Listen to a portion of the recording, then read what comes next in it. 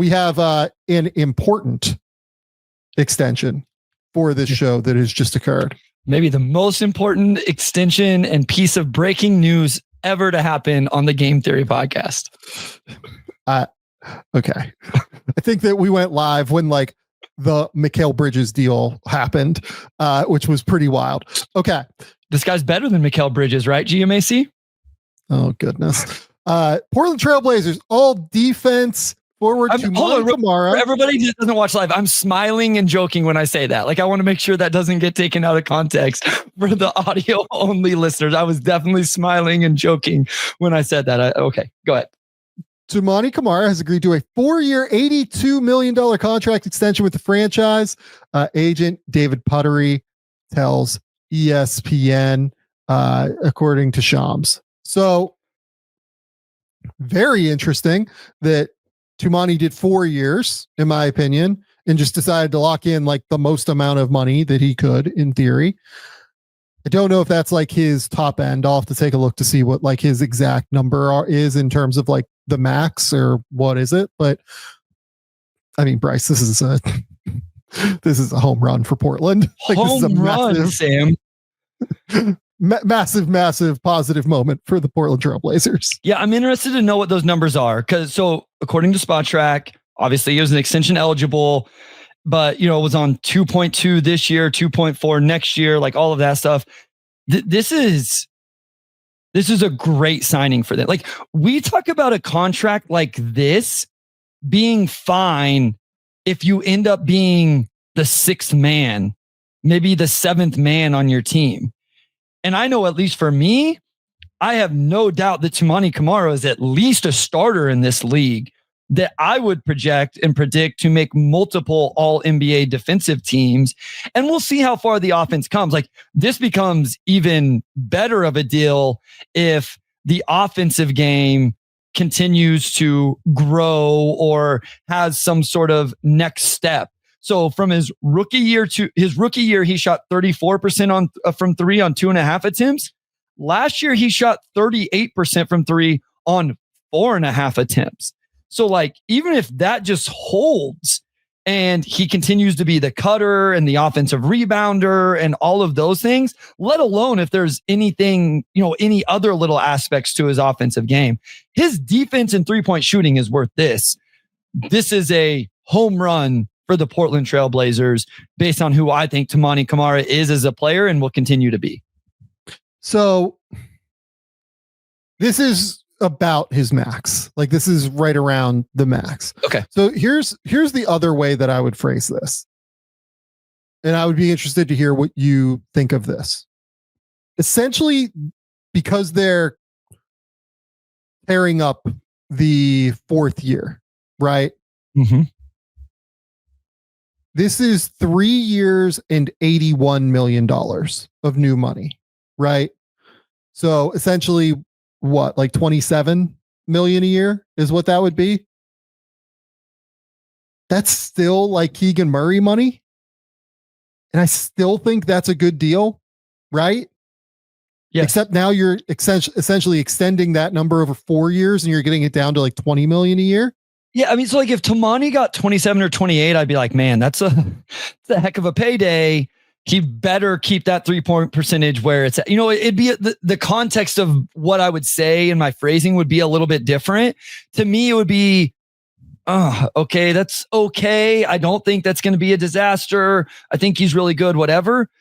The number that's interesting. So from Toumani's perspective, it's like, I just locked in $8 million whenever I could be playing for $4 million or $2 million this year and $2 million next year, and hope I don't get injured or have a setback or something like that. Right. That's why you locked this in. The reason I bring this up is because I have a good friend of mine who I love dearly, John Hollinger, in my head right now, who I remember having a long conversation with him about the Nembhard deal. Right. And that's essentially what this is. This is the Andrew Nembhard deal, where Nembhard tore up a year of his final year of his contract, and they added 3 for 59, 60, something like both second round picks for people like wondering what the comparison point. Right. And in my opinion, what the end result of that was it played a role in them losing Miles Turner. I'm not saying it like was the reason they lost Miles Turner. Ownership was the reason they lost Miles Turner, right? That's the reality. Ownership should have just paid the Miles Turner deal. But because they did the Nembhard deal a year early, that played a role in them losing Miles Turner, right? So I think it's worth considering those factors within this entire because the money was on the books a year earlier on Nembhard. You could have had him on the $2 million fourth year, and instead he was on the books for 17 or something like that. 18 ballpark, whatever it is, ballpark, right? Yeah. So here's the 18. Difference to me. Here's the difference to me in this situation versus that one. There's nobody they're trying to keep right now. Like Shaedon Sharpe, they have restricted free agency on Sharpe. I don't know. Like I'm kind of at the point where I kind of think that this is more than that, right? I'm kind of assuming that this ends up being that they keep Sharpe and they keep Toumani. Like they have the ability to do that. So, and then, everybody else, they have everybody else locked in. Denny Avdia is locked in for the next 2 years. Jeremy Grant and Drew Holiday are locked in for the next 2 years in all likelihood, right? Damian Lillard's locked in for the next at least year, right? And if Dame is great, then like that's a whole other conversation, I guess. But I don't think that this deal with Camara, where you're adding 3 extra years on top of what he already has in his deal, plus you're getting more expensive in next season, which you already had on the books. You're adding 18 million. I don't think that limits Portland's flexibility really in any way, in the same way that it limited the Pacers' flexibility. So I'm completely fine with this 4-year, $82 million extension where you're tearing up next year and then deciding, to pay him that little bit extra, because I think that if he has the year that he had last year and you take him to restricted free agency next summer, he ends up getting more, is the reality. So, some team I think would be willing to try this. He's too valuable for every team league wide. Yep. He's the type of player that all 30, like you don't have to think about, does he fit us or not, or do we have too many of these type of guys, or is there enough, can the ball touch, everybody's hands here, and you don't have to worry about any of that stuff. Like, to me, it's just too good of a deal to not lock him in. And when you look at their books, the Denny deal is still declining, which is just hilarious. Dame is on a declines next year, actually goes down almost $1 million. A few guys come off the books. Like I don't just take a quick view of their books and think this is going to hinder them, to your point, in 26, 27 from retaining guys. I mean, if anything, it's like, do you ever get off the Jeremy Grant contract somehow? Or does Drew Holiday play out this contract, or, do you eventually move him on to somewhere else? So this is, I think it's a great move by the Blazers. Yeah. And like in theory, I guess you could try to make the case that like, okay, let's say they get off of the Grant and the Holiday deals somehow. And, they could theoretically have space in the summer of 26, 27 or whatever. Yeah. I guess that could limit it, but it's not costing you anybody that you already have committed to. You know what I mean? Yeah.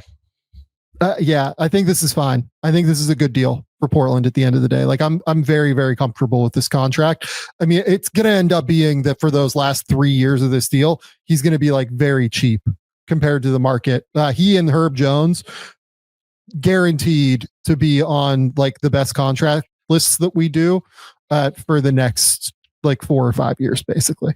Yeah. I mean, that was my initial thought, is like, we get to keep talking about Toumani. 3 years, I guess. Yeah. We get to keep talking about Toumani because he's probably going to end up on our best contracts in the NBA episode.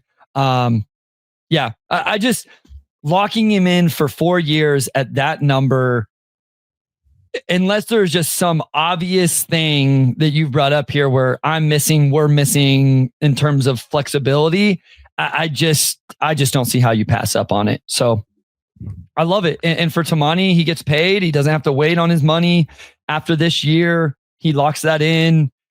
Yeah, it's a great move by Portland. It's a great move by Portland. Something that makes total sense to me. Before we get into title picks, because I don't think those will be super, super long, let's talk about this last move. The Portland Trailblazers and Shaedon Sharpe have agreed to a 4-year, $90 million contract extension with the franchise. Agent Mike George of Clutch Sports tells ESPN. So we have Toumani Camara, 482. We have Shaedon Sharpe, 490. So when we talked about the Sharpe thing, we talked about the fact that I felt like this was going to be a very weird negotiation. And you could tell me that the Sharpe side was looking for anywhere from like, they wanted a guaranteed, like locked in 80 million to make sure he got 20 million a year, or they could want like 120 and no deal gets done. Right. Like that's what Shaedon Sharpe is right now as a player. Right. That's when we did the extension preview. When we talked last week, I was like, okay, Shaedon, like somewhere between 90 and 100 feels right to me now, based off of what we've seen in the preseason. The fact that he is really, really, really seeming to take steps and continuing to get better. I'm fine with this contract is where I'm at. If you would have asked me before the preseason, which is, I know, a fucking crazy thing to say, but like, if you would have asked me before the preseason, would I have done a Shaedon deal at 490? I think I would have said I would have preferred to play that out.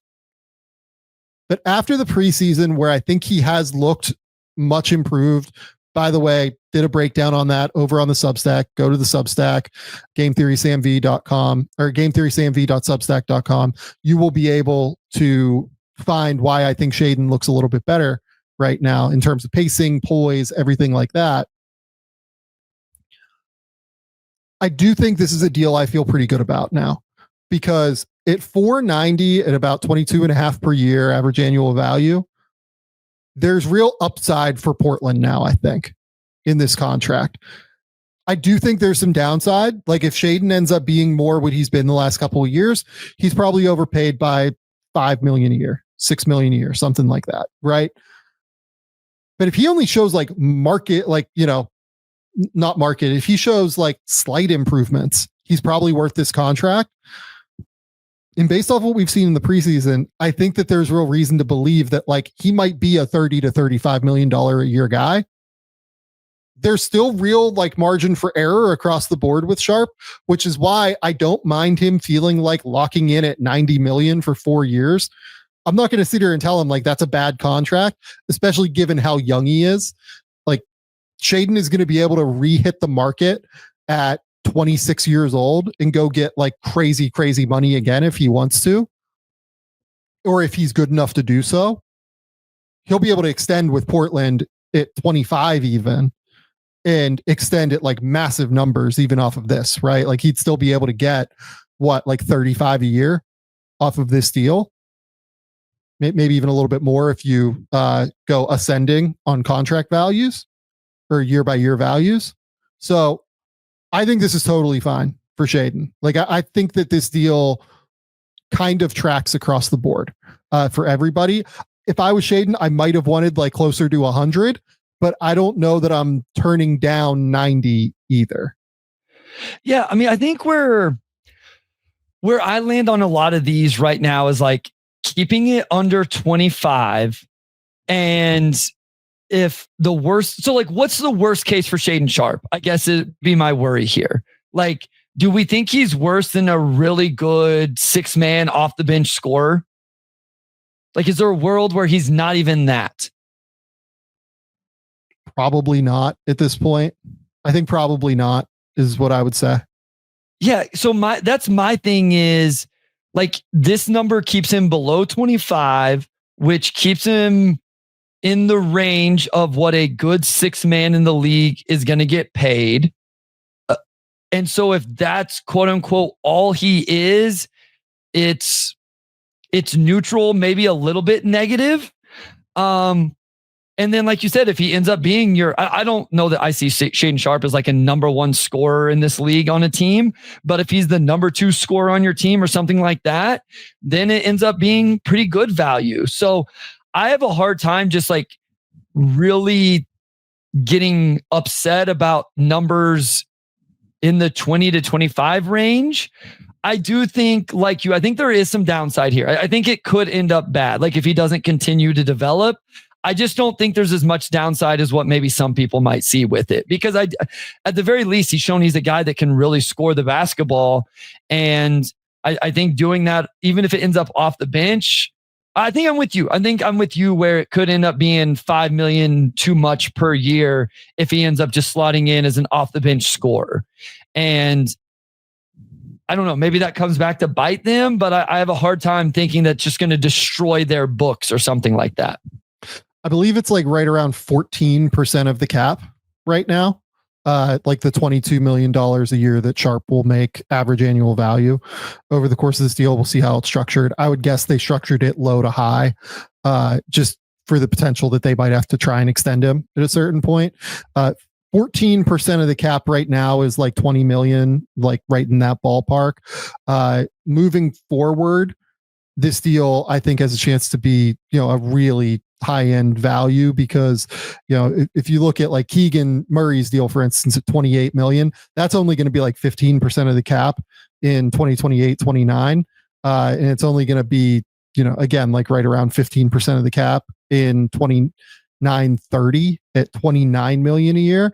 And that's just like so much less than what Shaedon's ever going to make on this contract. So look, defensively, there are real holes and Shaedon has some real room to grow, but man, like the patience, the poise, the fact that he's like really weaponizing his athleticism now and slowing down and seeing the court at times in like really effective ways.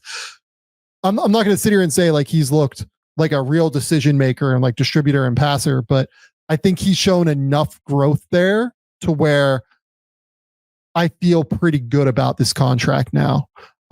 Given how young he is, given what the athletic upside is. The other thing I will say with Shaedon on defense too, and I kind of talk about this in the breakdown that I did, he does have very high hips, is like a real thing for him. And those guys do struggle a little bit defensively at times because they can just get out leveraged. And I think that he's just not the strongest guy in the world. So while he does have all the tools necessary to get better, he just has to like really work on playing with bend defensively, in my opinion. That's where it's going to improve. Like he has to really consistently play with bend on defense and get stronger through his lower half and through his chest, right? Like there are some real areas where he will grow and get stronger and get more physical. But yeah, at the end of the day, like I think that this is a deal that I would do if I was Portland right now, because I think there's a chance that this ends up looking quite good. Like we're talking about like Tyler Hero might get like serious money, right? From the Miami Heat. And Tyler Hero's deal, by the way, is bigger than this. Like Hero's deal is right around 30 million a year. I think he has 64 left for 2 years. And Hero is better than Sharpe has ever proven to be so far in his career. And Hero is about to turn 26, right? Sharpe is still 4 years younger than that. I think he's like 3.5 years younger than Hero. But, if you're telling me that Sharpe is signing a deal in an environment where the cap is going to go up, that is 8 million lower than Hero signed when the cap was drastically lower, I can see how that like really, really works for me. And I can see how that ends up being a deal that has like real marginal upside for Portland. Yeah, I think it has upside. I think a couple interesting things for me is like, we've just kind of seen these guys not get valued, like the archetype that Shaedon Sharpe is. And we've talked about this a ton. So yes, this is absolutely right. So I find that interesting. That they did give him this contract and all of that. I continue to be fascinated. And even for myself, I continue to try to work through what is the value of these players if they can't be your number one, number two option? What are they worth to you coming off the bench? Can you win with them? How much can you pay them? All of those things. Like maybe I'll be proven wrong that even if his downside is sixth, seventh man, off the bench, big time scorer, that at this number, it's still a catastrophe. Like, I don't know. The other thing is, I am also sometimes like, hey, having numbers like this on your books aren't always bad to go make a bigger deal. Like having a deal at 22 to 23 to 24 million a year or two from now, if you need to consolidate some contracts. And like now you could have about this too. You could have Shaedon Sharpe and Jeremy Grant, and you're at $55 million, or Shaedon Sharpe and Drew Holiday, and you're at almost, $57, $58 million. Obviously, there'd be picks and other things involved, but having these numbers on your books aren't always bad. How often do we look at a cap sheet, Sam, and go, oh, damn, how are we going to get to the money? They don't have any of those middle of the road numbers. I'm not saying this is the intent of the contract. I'm just saying I think there is a little inherent value to having numbers like this on your books, especially for a team who may end up having to make a trade like that to go get the number one option around. It's the Kevin Durant. Who's their Kevin Durant in 2 years? And maybe Shaedon's number is the Jalen Green part of that deal. Mr. Ray in the comments said, I'd trust Jaden Ivey or Ben Mathurin more than Shaedon Sharpe off the bench. I think I would rather have Sharpe than those guys at this point, is kind of where I'm at. I'm not saying that he's better than either of those guys right now, but I think I would take the bet on the athletic tools of Sharpe, given how he's consistently shown growth at this point, over either of those players at this point. So to get him at 22, when I'm sure that those guys are looking for, right in that ballpark, probably, to have that locked down at that number, to me, I would rather do that. And I mean, for what it's worth, this is around the number I've been talking for Jaden Ivey all offseason. Obviously, we haven't talked about it a ton here, or as nearly as much as I've talked about on the Pistons Pulse. And for what it's worth, I don't think J.I. is getting done before tomorrow. And I mean, I don't know anything close enough to Benedict Mathurin, but I assume that's not, I shouldn't make any assumptions. I don't think J.I. is going to get done between now and tomorrow. And so, I mean, I find that interesting as well. But this is a number, I think I would have felt comfortable with this with Jaden Ivey for a lot of the same reasons that we've talked about, where it's super high upside. If he ends up being the number two option to Cade, if he ends up having to be the sixth man, it's not catastrophic numbers. I don't think. Maybe somebody will tell me that I'm wrong there in terms of, cap flexibility and all of that. And it's a pretty good number to use in a trade down the road. Yeah. And just for the record, end of season numbers don't mean anything. But in this case, I do wonder if they were like a harbinger for Sharpe in some way, given the growth. Last year in Portland's final 19 games that Sharpe played, 21.5 points, 6 rebounds, 3 assists versus 2.6 turnovers, 46, 28 from 3. That's obviously the big swing number for Sharpe, 77 from the line. I mean, if he's only shooting 28 from 3 and is still averaging 21.5 points per game because he's so athletic that he's able to get to the rim and get paint touches and everything, it's a pretty real, like, there's just significant room for growth here. All of the touch indicators are that Shaedon Sharpe is not a 28% free three-point shooter or a 31% three-point shooter. He might not be more than like a 35% three-point shooter at his ceiling, but he should at least be in that like 34 to 36 range, I think, not like 28 to 31, which is like the 20 game like rolling average of where he was last year, I feel like. And quite frankly, I think I'm a little more okay with this for Portland just because of what they have around him. Like, you have a bunch of really good, like I just outlined a 4-man defensive lineup where it's like, all right, if Shaedon Sharpe's the 5th guy in that rotation, guarding the other team's 5th best player, and then he's the offensive kind of, the guy that's really driving offense or scoring points or whatever, because obviously you can put the ball in Denny's hands in that lineup as well.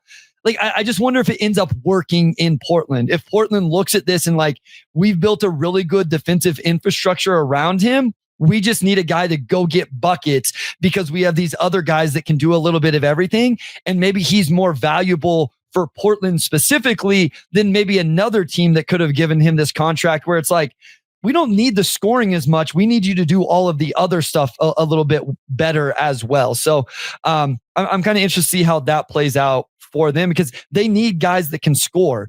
And so, I mean, he probably leads them in scoring this year, right? I don't even know. I would anticipate he leads them in scoring this year. Yeah. Which is another reason why, like, to me, I think he will average probably like 21 plus a game this year, just because that's going to be like the role he has.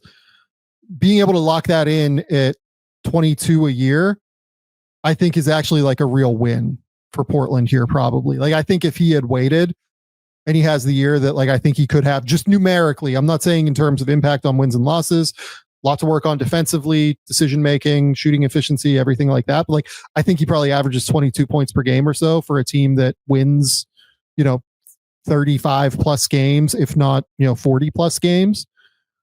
I think that guy in restricted free agency probably gets more than what this is. I think he's a much more attractive bet than guys like Quentin Grimes and Cam Thomas. So that's what I was going to throw out is there not an argument after seeing how restricted free agency played out this year for Kuminga, Cam Thomas, stuff like that?